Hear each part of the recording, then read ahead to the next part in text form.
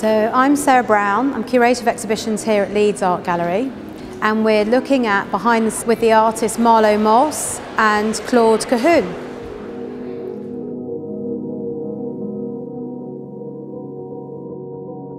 Years of each other, they both shared many similarities. Her work was incredibly different. Moss is an artist whose work is abstract painting and sculpture, and Claude Cahun is an artist whose body of remarkable photographs, very little known, riveting self-portraits and still lifes that she left to Jersey. Point for an opportunity to re-establish Marlo Moss as a British artist in this country. So many people still haven't heard of her. She's much better known in Europe. She's represented in all the major collections in the Netherlands. Here we just have 2 works in the Tate collection and 1 work in the Leeds collection, and everything else is in private collections in the UK.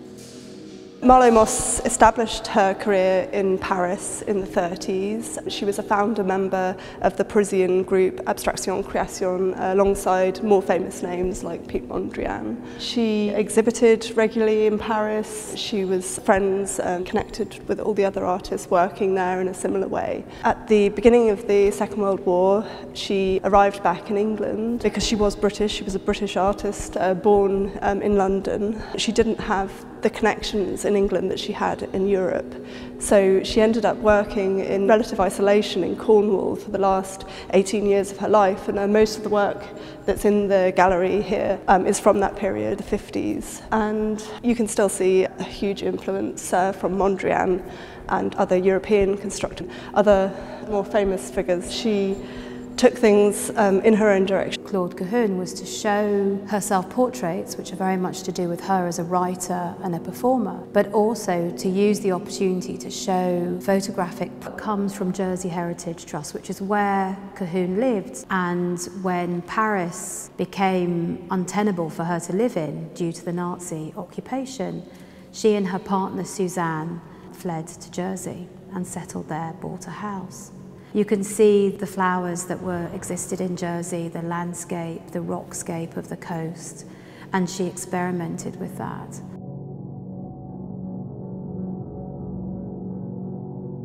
My Arms are from 1932, and I think what's remarkable about them is the way that Cahun is experimenting with the photographic process, with printing, with performance, the way that she uses her body and the landscape. Marlo Moss is certainly of interest to gender theorists and queer theorists. You would be forgiven for thinking she was a man. Cigarette, a cravat, very elegant, very masculine, that she changed her name from Marjorie Jewel Moss to the androgynous Marlo Moss, and changed her appearance. Even in casual snapshots, she's wearing jodhpurs and masculine or gender-neutral attire. So you can see the impact that an artist like Claude Cahun has had on the subsequent generation of artists. That's what's quite exciting about both Claude Cahun and Marlo Moss, is that they are little known and it feels like it's kind of the beginning of the story rather than the end.